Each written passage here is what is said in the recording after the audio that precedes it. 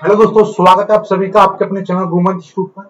आज का ये वीडियो 12th क्लास फिजिक्स का है। फिजिक्स में हमारा लेसन 4 चल रहा था, तो उसी को कंटिन्यू कर रहे हैं। इससे पहले हमने ये वाला डेरिवेशन आपको कराया था, नहीं देखा है तो वो देख लीजिएगा। परिमित लंबाई के ऋजुरेखीय चालक के कारण चुंबकीय क्षेत्र, ये वाला हमारा वीडियो में ये वाला डेरिवेशन हमने यहाँ पे किया था इस तरीके से। तो इसी डेरिवेशन से आगे की चीज मैं आपको बता रहा हूँ। आज हम करेंगे सीधे लंबे ऋजुरेखीय तार के कारण चुंबकीय क्षेत्र। देखिएगा, इसकी थ्योरी इस तरीके से आपको देखने को मिलेगी। थोड़ी सी थ्योरी आपको लिखनी है, फिर मैं ये पूरा कराता हूं। यानी ये वाला तो हो ही गया, ये वाला ये देखिएगा। इसमें क्या है, थोड़ी थ्योरी पढ़ने के माना, यहाँ पे लिखेंगे माना एक लंबे व सीधे तार के कारण r दूरी पर उत्पन्न चुंबकीय क्षेत्र B है। तार में प्रवाहित धारा I के अनुक्रमानुपाती तथा r दूरी के व्युत्क्रम, इसको माना मत लिखो, सीधे लिखो। एक सीधे व लंबे धारावाही तार के कारण r दूरी पर उत्पन्न चुंबकीय क्षेत्र तार में प्रवाहित धारा के अनुक्रमानुपाती तथा दूरी के वर्ग के व्युत्क्रमानुपाती होता है। कुल मिलाकर बात यह है, देखिएगा मैं यहां पर आपको बता दूं कि यदि मेरे पास, देखिए इसका मतलब पहले समझो, ये यहाँ पे पूरा मैं समझा दे रहा हूं। देखिएगा, ये है सीधा सीधा लंबे ऋजुरेखीय तार। सीधा लंबा ऋजुरेखीय तार का मतलब है कि एक इस तरीके से तार है, ठीक है। अब इस तार से उत्पन्न चुंबकीय क्षेत्र, यानी इस तार ए बी, मान लीजिए पी क्यू कोई तार है, इससे आर दूरी पर यहां पर कोई बिंदु है, मान लीजिए एक्स है, और यहां पर आपको चुंबकीय क्षेत्र ज्ञात करना है। तो इस बिंदु पर, यानी कि सीधे लंबे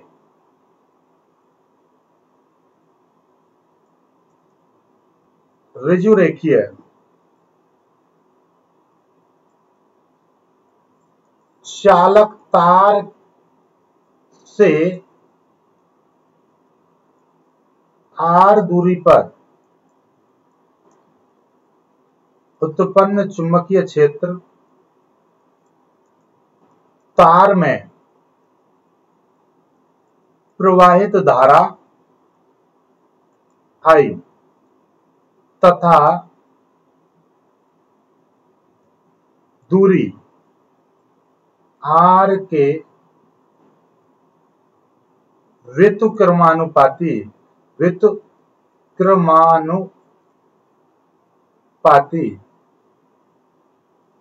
होता है। यानी कि यहां पर इस चालक तार में, यानी कि ये चालक, ये क्या है, मेरा एक चालक तार है, और इसमें I धारा प्रवाहित हो रही है। I धारा यदि किसी तार में यदि हम धारा प्रवाहित कर देते हैं तो उसके चारों तरफ चुंबकीय क्षेत्र उत्पन्न हो जाता है। तो यहां पर भी ऐसे ही ये चुंबकीय क्षेत्र उत्पन्न हो जाएगा इस तरह से। तो यहां से ये चुंबकीय क्षेत्र उत्पन्न हो रहा है, तो यहां पर कितना चुंबकीय क्षेत्र होगा इस बिंदु पर, ये निकालना है।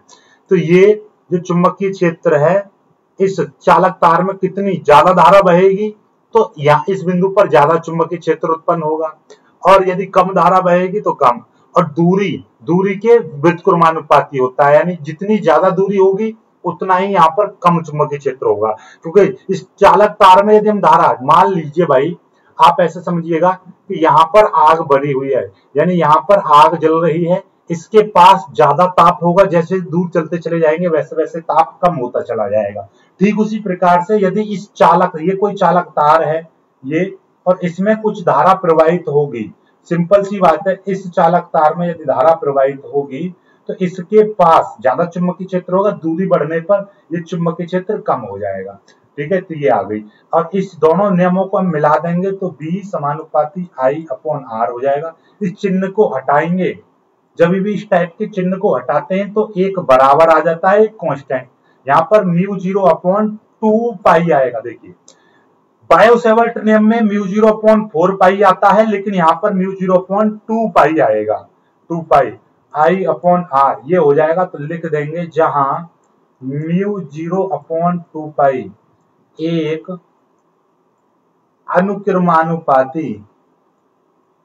अनुक्रमानुपाती नियतांक है,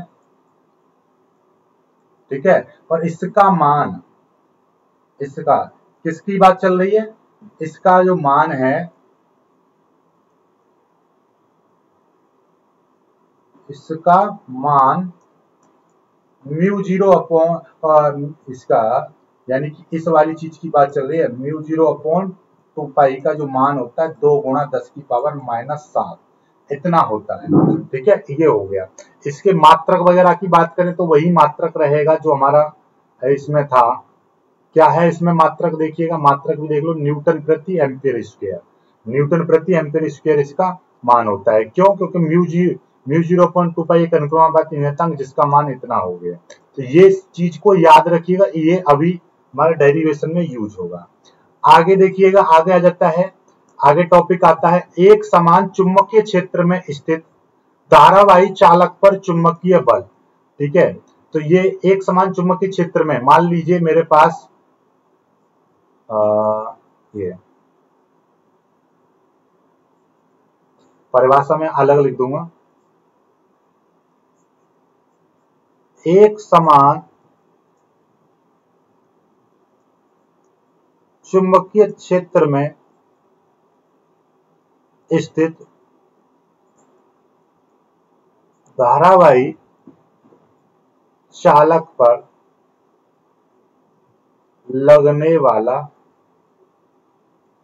बल कितना हो जाएगा। जैसे कि मैंने मान लिया कि ये आपका एक समान चुंबकीय क्षेत्र है, ये क्रॉस क्रॉस करके जो दिखाया है मैंने, एक समान चुंबकीय क्षेत्र है, इस तरह से मैंने ये दिखा दिया, ओके। और इसमें कोई एक, यानी कि इसमें देखिएगा इस तरह से इसकी जो दिशा है चुंबकीय क्षेत्र की इस तरह से है, ठीक है। और इसमें एक मैंने कोई धारावाही चालक है जो कि इस तरह से, ये कोई धारावाही चालक है, मैंने मान लिया ए बी कोई धारावाही चालक है जो चुंबकीय क्षेत्र की दिशा से थीटा कोण बनाते हुए रखा है और इसकी लंबाई एल है, ठीक है। इस चालक की लंबाई कितनी है, एल है। और इसमें धारावाही चालक है तो इसमें आई धारा प्रवाहित हो रही है, ठीक है। माना मेरे पास एक धारावाही चालक है और आपको यह पता है जब कोई चुंबकीय क्षेत्र में कोई धारावाही चालक रखा जाता है तो धारावाही चालक पर क्या हो जाता है, चुंबकीय क्षेत्र के कारण इस पर एक चुंबकीय बल लगेगा। क्या लगेगा, चुंबकीय बल। तो वो चुंबकीय बल किस चीज पर निर्भर करता है, तो माना जब किसी एक समान चुंबकीय क्षेत्र में एक धारावाही चालक रखा जाता है तो उस पर एक बल कार्य करने लगता है, ठीक है। तो यह जो बल है, इस पर जो लगने वाला, इस धारावाही चालक पर लगने वाला बल इस चालक में बहने वाली धारा के अनुक्रमानुपाती होता है। यह बल यानी कि इस एक समान चुंबकीय क्षेत्र में जो धारावाही चालक है उस पर जो लगने वाला जो बल है वो इस चालक की लंबाई के अनुक्रमानुपाती होता है। यानी कि जितना ज्यादा लंबा चालक होगा उतना ही ज्यादा बल लगेगा, इसमें जितनी धारा प्रवाहित होगी उतना ही इस पर ज्यादा बल लगेगा। और इस चालक पर लगने वाला जो बल है इस चालक तथा चुंबकीय क्षेत्र की दिशा के बीच बनने वाले कोण की जया साइन का मतलब होता है जया, कोण की जया के अनुक्रमानुपाती होता है, ठीक है। इन तीनों नियमों को हम मिला देंगे तो क्या हो जाएगा ये, ठीक है। और एक चीज और, यह जो इस चालक पर लगने वाला जो चुंबकीय क्षेत्र है, यानी कि इस चालक पर लगने वाला चुंबकीय बल इस चुंबकीय क्षेत्र की तीव्रता के अनुक्रमानुपाती होता है। इसको सबसे पहले लिखना, चुंबकीय क्षेत्र की तीव्रता के यहाँ पे लिखेंगे, इस चालक पर लगने वाला जो चुंबकीय बल है चुंबकीय क्षेत्र की तीव्रता के अनुक्रमानुपाती होता है। ऐसे करो, इसको पहला मान लो, इसको आप दूसरा मान लो, इसको तीसरा और इसको चौथा, इस तरह से, ठीक है। अनुक्रमानुपाती होता है। उपरोक्त चारों नियमों को मिलाने पर, उपरोक्त चारों समीकरण को मिलाने पर, जब हम चारों समीकरणों को मिलाएंगे तो क्या हो जाएगा, F समानुपाती BIL साइन थीटा। इस चिन्ह को जब हम हटाते हैं तो एक यहाँ पर भी नियतांक आएगा लेकिन वो नियतांक 1 आएगा, तो सीधे बराबर आ जाएगा BIL साइन थीटा। यहाँ पर जो नियतांक आएगा जो 1 है, इतना न्यूटन आ गया। तो जब किसी एक समान चुंबकीय क्षेत्र में कोई धारावाही चालक रखते हैं तो उस पर कितना बल लगता है? BIL साइन थीटा लगता है। क्या लगता है? BIL साइन थीटा लगता है। ओके, चलिएगा, ये हो गया। इसकी थ्योरी वगैरह यहां से देख सकते हैं, देखिएगा।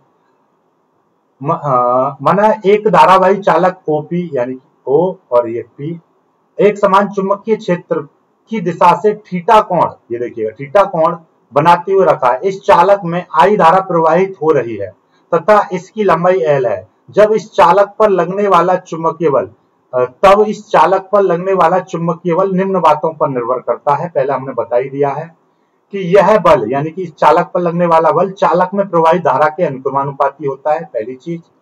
यह बल यानी चालक पर लगने वाला बल चुंबकीय क्षेत्र की तीव्रता के अनुक्रमानुपाती होता है, यानी कि यहाँ पर जो चुंबकीय क्षेत्र कितना है, ये क्रॉस क्रॉस दिखाया है, यहाँ पर चुंबकीय क्षेत्र कितना है, ठीक है, उसके अनुक्रमानुपाती होता है। ज्यादा चुंबकीय क्षेत्र होगा तो ज्यादा बल लगेगा, सिंपल सी बात है। कम चुंबकीय क्षेत्र होगा तो यहाँ पर कम चुंबकीय बल लगेगा। यह बल चालक की लंबाई के अनुक्रमानुपाती होता है, जितना बड़ा चालक उतना ज्यादा बल लगेगा, ठीक है। और यह बल चालक तथा चुंबकीय क्षेत्र की दिशा के बीच बने कोण की ज्या के अनुक्रमानुपाती होता है, F साइन थीटा। इन चारों नियमों को मिला देंगे तो ये आ जाएगा, यहाँ बराबर K आ जाएगा, जहां K एक अनुक्रमानुपाती नियतांक है जिसका मान निर्वात अथवा वायु के लिए 1 होता है। तो यहाँ पर नियतांक आएगा K जिसका मान होता है 1, तो F बराबर BIL साइन थीटा आ गया। तो यहाँ पर ऐसे लिख दीजिएगा, ये F बराबर K IBL साइन थीटा, और इस तरीके से K एक अनुक्रमानुपाती नियतांक है जिसका मान निर्वात अथवा वायु के लिए 1 होता है। तो निर्वात अथवा वायु के लिए लिख देंगे, निर्वात अथवा वायु के लिए K बराबर 1, K बराबर 1, तो ये आ जाएगा IBL साइन थीटा, या आप लिख सकते हो F बराबर BIL साइन थीटा। समझ में आ गई होगी आपको अच्छे से, ठीक है ना, ये आ गया साइन थीटा। ओके, चलिए अब जो सबसे इंपोर्टेंट जो हमारा डेरिवेशन है, धारावाही चालकों के बीच लगने वाला चुंबकीय बल, सबसे ज्यादा इंपोर्टेंट ये है, यानी कि दो समांतर धारावाही तारों के बीच लगने वाला बल, यानी कि दो चालक तारों के बीच जो बल लगेगा वो कितना होगा वो निकालेंगे। अब हम इंपोर्टेंट डेरिवेशन तो ये है, देखिएगा क्या है, यहां से मैं थ्योरी बाद में समझाऊंगा, पहले मैं डेरिवेशन करके बता दूंगा। दो समांतर धारावाही चालक तारों के बीच लगने वाला बल, उनके बीच में लगने वाले बल का व्यंजक निकालेंगे अब हम, ठीक है। अब ध्यान से पहली चीज तो एक बात समझ लो, यहां पर मैंने क्या सिखाया था, जब किसी चालक तार में हम धारा प्रवाहित कर देते हैं तो उसमें क्या हो जाता है, एक चुंबकीय क्षेत्र उत्पन्न हो जाता है। तो वहां पर किसी बिंदु पर यदि हम चुंबकीय क्षेत्र निकालेंगे तो वो कितना हो जाएगा, B बराबर, देखिएगा ये वाला चुंबकीय क्षेत्र निकला था, इस चीज को याद रखिएगा। अब ये यहाँ पर काम आएगा, ठीक है, यहाँ पर ये काम आएगा, देखिएगा कैसे। नॉर्मली हमारे पास में दो तार हैं, सपोज दैट एक तार ये है और एक तार ये है, मेरे पास एक ये P Q और ये मेरे पास R S, दो धारावाही चालक तार हैं जिसमें इसमें I1 धारा प्रवाहित हो रही है, ठीक है, और इसमें आपका I2 धारा प्रवाहित हो रही है, और दोनों के बीच की दूरी, दोनों के बीच की दूरी R है, दोनों के बीच की दूरी R है, और दोनों तारों की जो लंबाई है वो L है, दोनों चालक तारों की जो लंबाई है वो L है, ठीक है। ध्यान से समझिए, यही थ्योरी आपको देखने को मिल जाएगी, ठीक है। मैं आपको यहाँ पे देखिए थ्योरी भी समझा दूं, देखिए थ्योरी यहाँ पे मिलेगी आपको, ये रही, क्या है, जब किसी चालक तार में धारा प्रवाहित की जाती है तो उसके चारों ओर चुंबकीय क्षेत्र उत्पन्न हो जाता है, ये हमने बताई थी। अतः यदि हम एक धारावाही चालक के पास एक दूसरा धारावाही चालक रख देते हैं तो पहले चालक के कारण चुंबकीय क्षेत्र के कारण दूसरे धारावाही चालक पर एक बल अनुभव होगा। हमने क्या बताई थी, देखिएगा बात को इस तरह से समझाऊंगा मैं आपको। देखिएगा यहाँ पर ये मैंने आपको एक चीज अभी अभी सिखाई, दूसरा पेज ले रहा हूं ताकि अच्छे से समझा पाऊं। देखिएगा जब किसी चालक में हम धारा प्रवाहित करेंगे तो इसके तरफ क्या हो जाएगा, इसके चारों तरफ, इसके ऐसे चारों तरफ क्या हो जाएगा, चुंबकीय क्षेत्र उत्पन्न हो जाएगा। ओके, ये और हमने अभी अभी ये चीज सीखी थी, यदि एक समान कोई चुंबकीय क्षेत्र है और उसमें यदि कोई चालक, धारावाही चालक रखा जाता है, यानी कोई ऐसा चालक जिसमें धारा प्रवाहित हो रही है, तो उस पर एक बल कार्य करता है जिसका मान कितना होता है, BIL sin थीटा। ध्यान से समझिए, इतना होता है। जब किसी चुंबकीय क्षेत्र में कोई धारावाही चालक रखा जाता है तो उस पर कितना, इतना बल लगता है। और जब किसी चालक में, ध्यान से समझिए, जब किसी चालक में हम धारा प्रवाहित करते हैं तो उसके निकट r दूरी पर चुंबकीय क्षेत्र कितना होता है, μ0/2π I/r। ठीक है, ये दो बातें आपको पता है कि जब चुंबकीय क्षेत्र में कोई चालक रखा जाता है तो उस पर बल लगता है, और किसी चालक में जब धारा प्रवाहित कर देते हैं तो उसके कारण r दूरी पर इतना चुंबकीय क्षेत्र उत्पन्न हो जाता है। अब यहां पर समझिएगा, हमारे पास जो दो चालक तार थे, पहले समझो कि इस एक चालक में, जैसे कि मेरे पास PQ एक चालक तार है, इसमें I1 जैसे ही मैं धारा प्रवाहित करूंगा तो इससे r दूरी पर यहां पर कोई मैं बिंदु मान ले रहा हूं, यहां पर कोई बिंदु P है, तो यहां पर कितना चुंबकीय क्षेत्र उत्पन्न हो जाएगा, B बराबर μ0/2π I1/r। देखिएगा वैसे B बराबर चुंबकीय क्षेत्र होता है I/r, लेकिन यहां पर धारा I बह रही है तो I/r आया, लेकिन यहां पर देखिएगा, यहां पर धारा है I1 और दूरी है r, तो यहां पर I1/r आ जाएगी। अब आपको पता है कि यहां से यहां पर ये चुंबकीय क्षेत्र उत्पन्न हो गया, और इस चुंबकीय क्षेत्र में, यहां पर चुंबकीय क्षेत्र इतना है, और इस चुंबकीय क्षेत्र में एक चालक है जिसका नाम है RS, इसमें I2 धारा प्रवाहित हो रही है, तो इस चालक के कारण यहां पर क्या हो जाएगा, चुंबकीय क्षेत्र उत्पन्न होगा। और इस चुंबकीय क्षेत्र में अब यहां पर एक चालक RS, एक नया चालक मान लो, और इसमें I2 धारा प्रवाहित हो रही है, तो इस पर क्या लगेगा, एक बल लगेगा, तो उस बल का मान कितना हो जाएगा, BIL sin थीटा, ये हो जाएगा। तो इस चालक की लंबाई तो L है, L आ जाएगा। ठीक है, I धारा कितनी बह रही है, इसमें I2 प्रवाहित हो रही है तो I2 आ जाएगी। और B का मान कितना, B का मान, ये वाला B का मान लग जाएगा यहाँ पर। ठीक है, बात समझ में आई या नहीं आई? तो इस तरीके से हम यहाँ पर करेंगे। तो अब यहाँ से फिर से समझो, यहाँ पर आप फिर से समझो। ठीक है, अब देखिएगा, ओके, यहाँ पर आप देखिएगा, अब यहाँ पर समझो, ये था हमारे पास।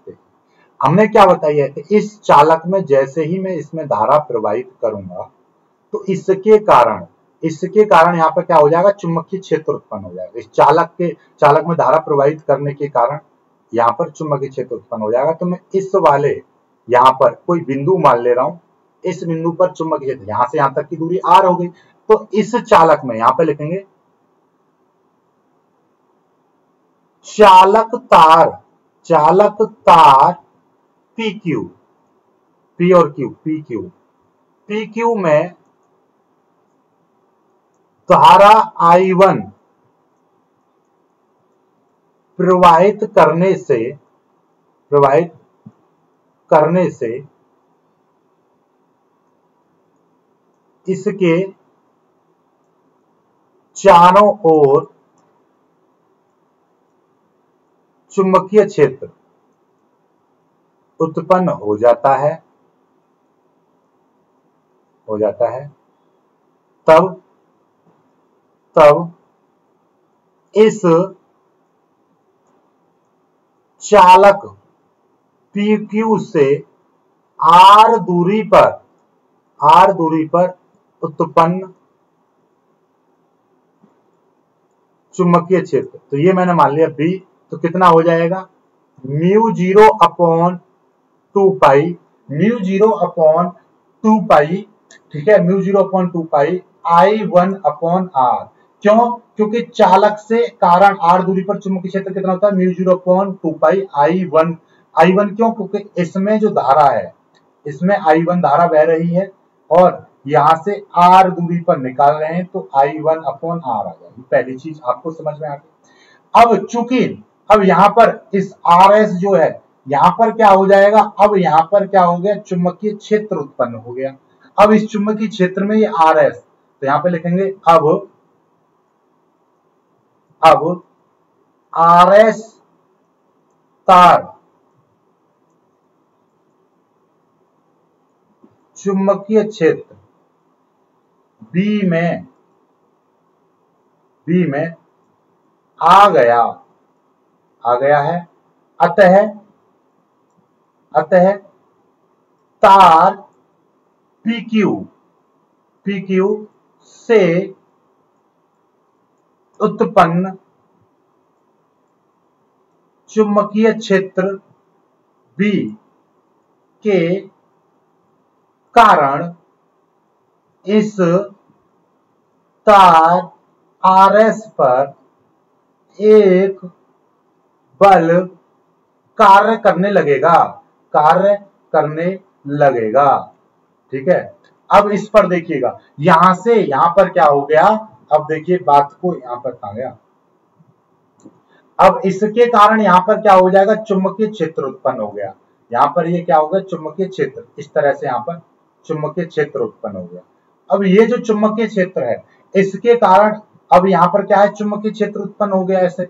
अब चुंबकीय क्षेत्र, अब ये जो चालक है चुंबकीय क्षेत्र में आ गया, और जब कोई चालक चुंबकीय क्षेत्र में आता है तो उस पर एक बल कार्य करता है, तो उस बल का मान कितना होता है, तो उस बल का मान निकलेगा F बराबर BIL sin theta, BIL sin theta हो जाएगा। तो अकॉर्डिंग दिस, तो देखिएगा B का मान कितना है, B का मान तो देखिए यहाँ पे लिखेंगे I2L sin थीटा, तो sin थीटा की जगह पे कितना आ जाएगा, देखिएगा ये तो सूत्र है, आप ऐसा करो इसको कंट्रोल जाएगा, ये तो हो गया सूत्र। इस सूत्र के अकॉर्डिंग तो B का मान कितना है वहां पर, μ0/2π I1/r, ये हो जाएगा। L चालक की लंबाई L है, ठीक है, सॉरी I चालक में धारा कितनी बह रही है, इस चालक में धारा I2, देखिएगा इस चालक, अभी बता दिया, इस चालक में कितनी धारा प्रवाहित हो रही है, देखिएगा इस चालक में I2 धारा प्रवाहित हो रही है। इस चालक की लंबाई यहां से यहां तक की जो लंबाई है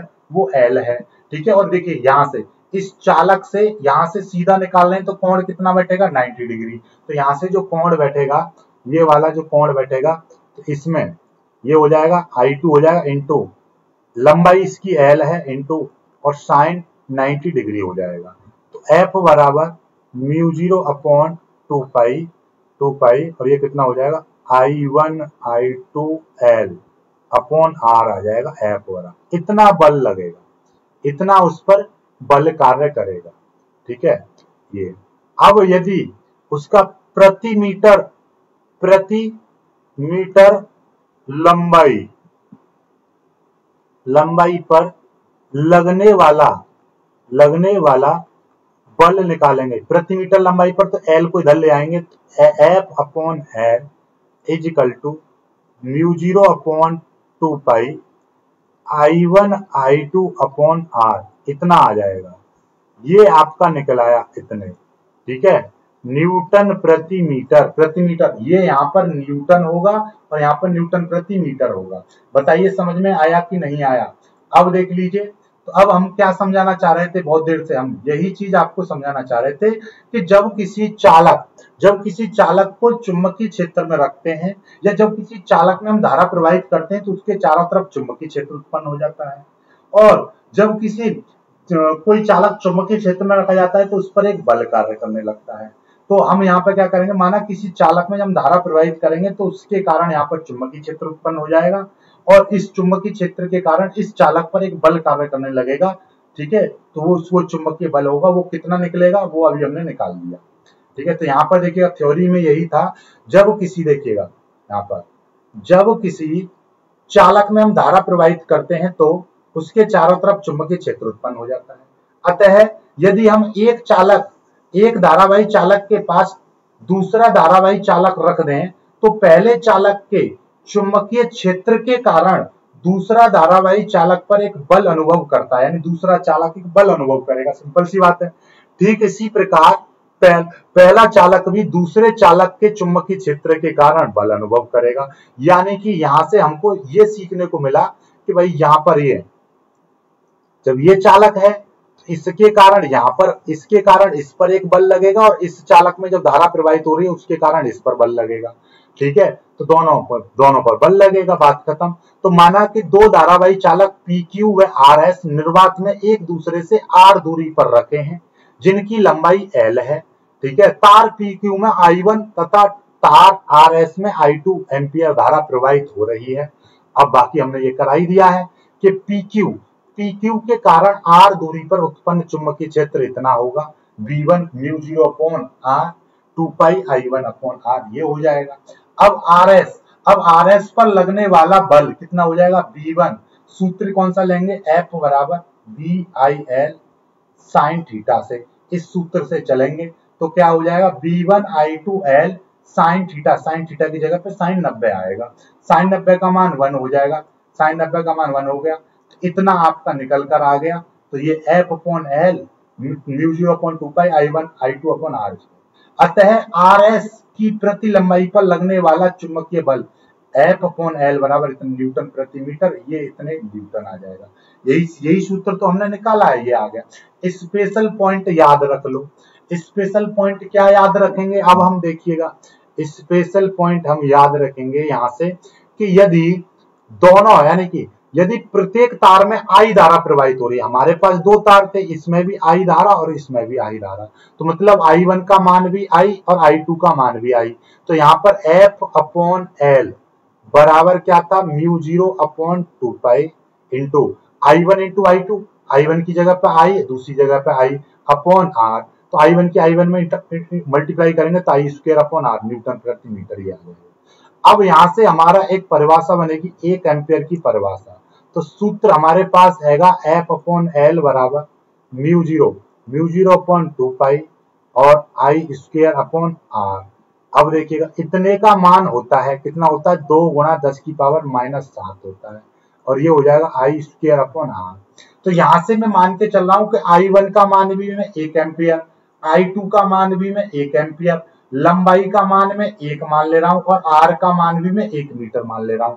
तो इसका मतलब क्या आ जाएगा, F बराबर यहाँ पर ऊपर भी 1 नीचे भी 1, इस तरह से 1 आ जाएगा और यहाँ पर भी 1, यानी कि यहाँ पर सभी में इस वाले पूरे सूत्र में ये आपका पूरा सूत्र है, यहाँ पर भी 1 यहाँ पर भी 1, सब में 1 1 रख दूंगा तो F बराबर ये बचेगा आपका, और इसका μ0 अपॉन 2 पाई का मान कितना, 2 गुणा 10 की पावर -7। तो इसका मतलब क्या हो गया, 1 एम्पियर की परिभाषा क्या बनेगी, 1 एम्पियर वह धारा है जो 1 मीटर लंबी 1 मीटर दूरी पर रखे दो 1 मीटर लंबे व सीधे तारों के बीच 2 गुणा 10 की पावर -7 न्यूटन का बल आरोपित कर देते हैं।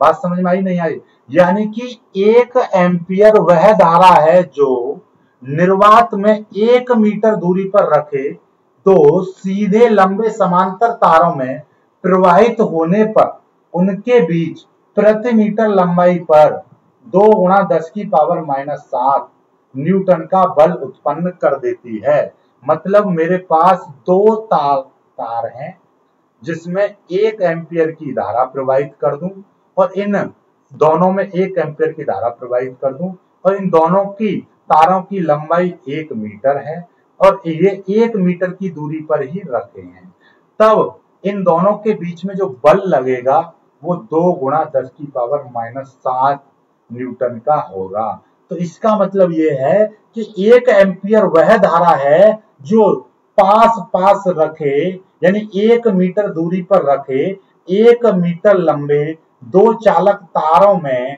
प्रवाहित करने पर उनके बीच 2 गुणा 10 की पावर -7 न्यूटन का बल उत्पन्न कर देती है। ठीक है, समझ में आई बात। अब नॉर्मली आप बोल सकते हो, कोई आपसे पूछ ले 1 एम्पियर की परिभाषा क्या है, तो आप क्या बताओगे, सर दो हमारे पास 1 मीटर लंबे तार लो, 1 मीटर लंबे तार लो और उनको 1 मीटर दूरी पर रख दें, तब उसमें हम 1 एम्पियर की धारा प्रवाहित करेंगे, 1 एम्पियर की धारा प्रवाहित करेंगे, तो इन दोनों चालकों के बीच में जो बल उत्पन्न होगा, वो जो बल होगा वो 2 × 10⁻⁷ न्यूटन का होगा।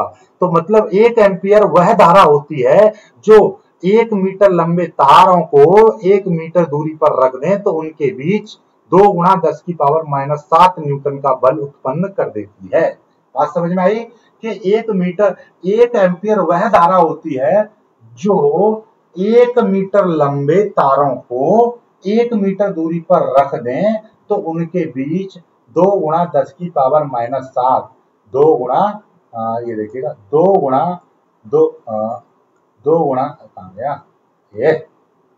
10⁻⁷ न्यूटन का बल उत्पन्न कर देती है। ठीक है, चलिएगा यहाँ पर एक और परिभाषा कि 1 एम्पियर वह धारा होती है जो निर्वात में 1 मीटर दूरी पर रखे 1 मीटर सीधे लंबे समांतर तारों में प्रवाहित होने पर उनके बीच 2 × 10⁻⁷ न्यूटन का बल उत्पन्न कर देती है।